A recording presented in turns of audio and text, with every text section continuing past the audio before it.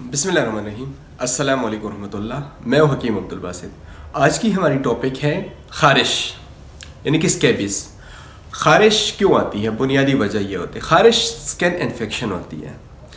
कभी कभार ऐसे भी होता है कि एक बंदे को ख़ारिश होती है, आप उससे हाथ मिला लेते हैं और वो ऑटोमेटिकली आपको कन्वर्ट हो जाती है। कभी कभार उसके जो दूसरी रीज़न है वो ऐसे भी हो सकते हैं कि आपका खून बहुत ज़्यादा गंदा हो चुका होता है और आप पे ख़ारिश आती है और आपकी वजह से पूरी फैमिली मुतासर हो जाती है। ख़ारिश को कैसे कंट्रोल किया जा सकता है या ख़ारिश को कैसे ख़त्म किया जा सकता है, उसके लिए कुछ बुनियादी एहतियात हैं।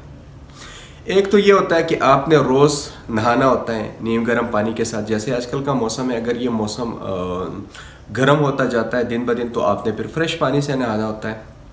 दूसरा ये कि जब भी आप नहाएं तो आपने डिटॉल थोड़ा सा लेके जिस पानी से आप नहाते उस या जो बाल्टी आप इस्तेमाल करते उसमें आपने थोड़ा सा डिटॉल डाल देना है और उस पानी से आपने नहा लेना, लेकिन आपके मुंह और नाक इस हिस्से को आपने बचा लेना है।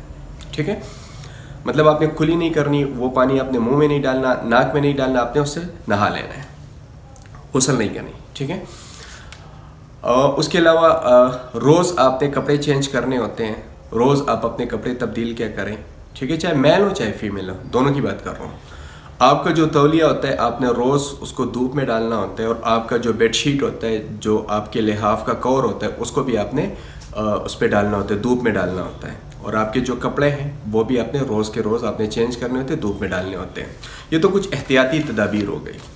ठीक है, और ये अगर एक फ़र्द को होता है तो उससे पूरा ख़ानदान मुतासर हो जाता है, पूरी फैमिली मुतासर हो जाती है, तो फिर उसको आपने ख़त्म भी करना होता है। तो सबके लिए ये एहतियात ज़रूरी है।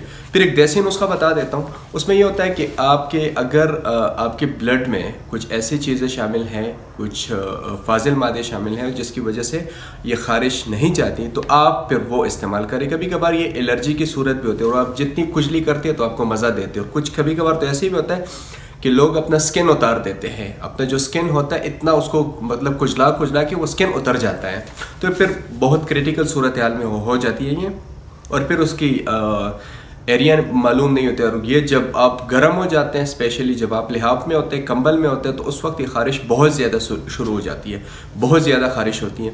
तो ख़ारिश को ख़त्म करने के लिए जो मैं तरीके बता चुका हूँ उस पर अमल करना है। और अगर आपके खून में कुछ मसला है अंदरूनी तौर पर, तो ये नुस्खा नोट कर लें। उसमें आपने लेना है रसवंत आपने लेनी है 15 ग्राम, कट शीरी आपने लेनी है 15 ग्राम, ज़ीरा सियाह जिसको काली ज़ीरी भी हम कहते हैं वो आपने लेनी है 20 ग्राम, नर कचौर आपने लेनी है 15 ग्राम और चाकसू आपने लेनी है 15 ग्राम। ये 5 चीज़ें हो गई।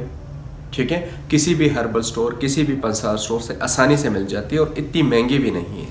ये चीज़ें लेके आपने इसको ग्राइंड कर देना है। लेकिन ग्राइंड करने से कबल, चूँकि हर्ब्स होती है तो हर्ब्स का ताल्लुक ज़मीन से होता है, तो लाजमी बात है इसमें रेत और मट्टी लाजिम होती है।